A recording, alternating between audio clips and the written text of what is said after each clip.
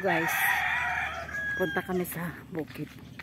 Kuha kami ng papaya, ng puso. Kuha kami ng puso para sa aming pananghalian. Ito, nakuha siya ng niyog. Nakuha siya ng niyog. Sayang, nalalaglag yan doon. Ayun o.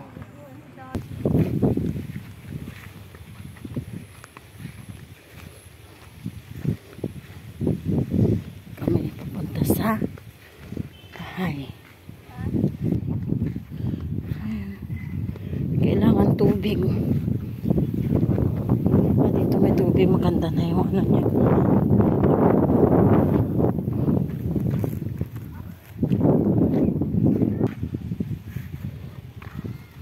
Aba, pwede na dito maligo ang buwan. Ay, pwede na maligo.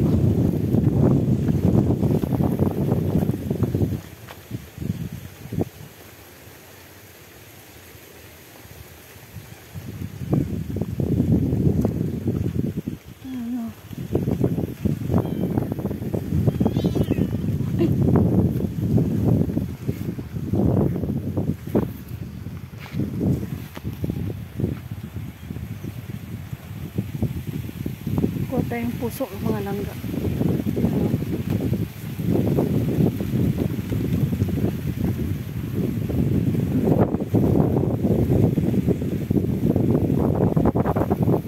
Puso. Laki. Ano talaga siya? Saba. Mga langga. Ayan. Saba siya. Kayang pa.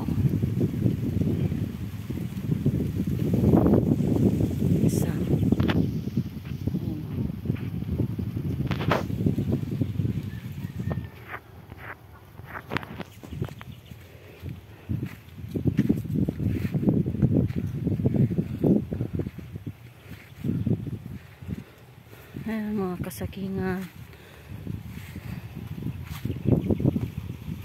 Yan pa.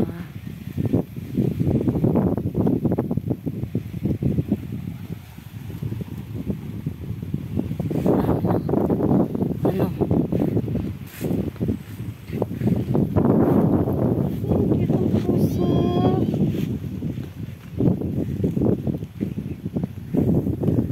Ayan, laki ng saging mga langga. Laki. Ayun. Ito, yun pa, puso. Puso pa ulit. Ay, puso pa ulit. Daming saging. Ayun o. Lalaki. Ayun pa, puso din. Ayan. Oh. Sige.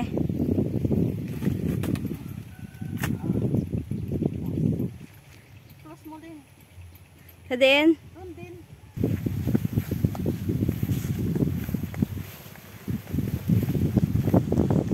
Kaya naman sa likod.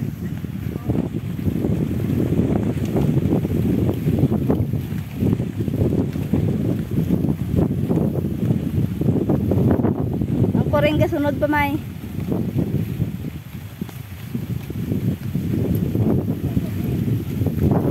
Uy, tuya sa piyak. Pwede na naaw? Dahil lang. O, sige. O, dahil lang. Hindi ka kitaon. Makita mo ito. Dahil lang. Hindi ka kitaon. Hindi kitaon ng saba. O, sige.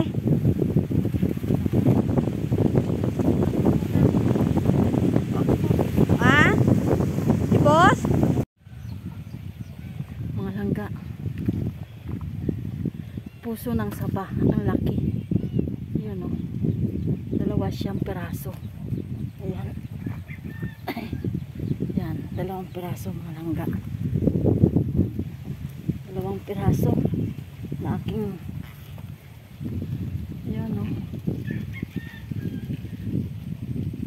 tamang-tama sa aking buong pamilya. Kay umuwi din yung bunso namin galing Antique. Oh, ito na. Oh. Kuwan.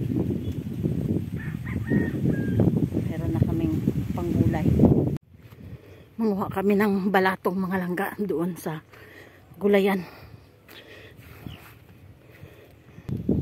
Ito mga langga yung munggo ko.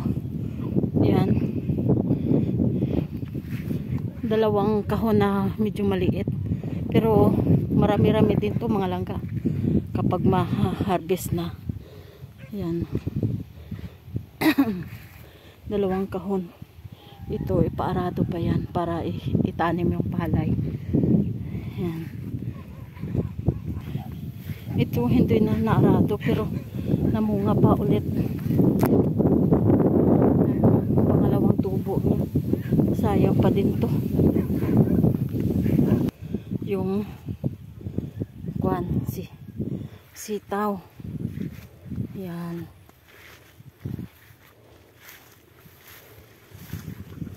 Bagong tanim na naman ito.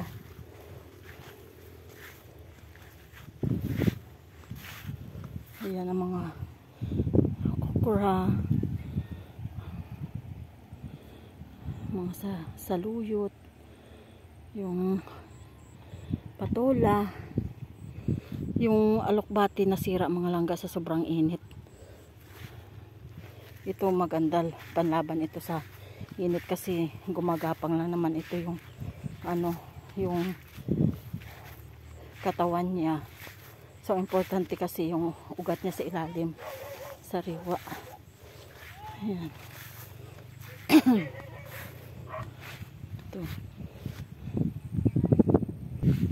Ito alibhon mga langga. Alibhon. Bango. Itong mga langga maganda din to pag mayroon ka nito sa loob ng sa tabing bahay nyo kasi maganda naman to sa kwan. Alam nyo, itong amoy nyo ito mga langga ay pangtaboy ng mga negative energy gawa sa aroma ng kanyang amoy, yung dahon niya. Ayan, papaya. Yung alokbate nasira mga langga.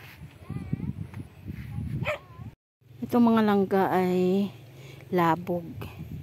Organic yung mga langga. Yan o, native. Yan, ang ganda siya o. Pang-asim to sa sa mga paksiw. Magpaksiw ka, tilapia, kung anong kahit anong isda, kung gusto mong paksiwon.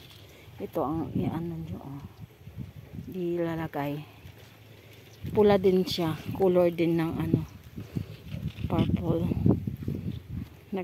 Siya, nagkukulay sa isda. Ito yung hipag ko.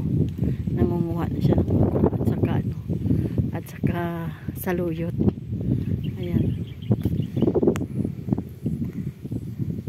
Takot ako sa uod mga langga, kaya ayaw ko. Kasi may mga uod dyan. Mamaya gagapang sa akin. Takot ako sa uod.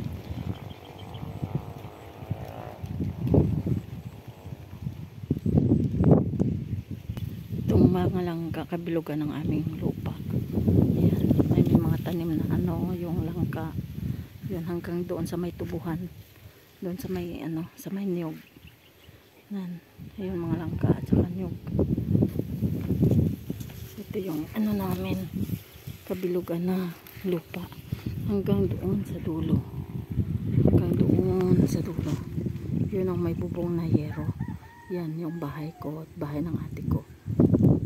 Hanggang doon yung aming kabuuhan na lupa. Dito kasi narkila to ng pinsan ko sa aking kapatid. Kaya dito sila muna naninirahan na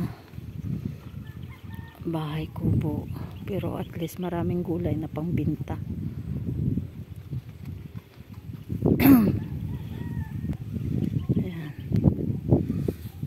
May gulay na naman kaming lulutuin. Maraming araw-araw mga langga. Araw-araw kaming kumakain ng okra. Araw-araw. Napurga na kami sa okra. Maligo sila sa kanal mga langga.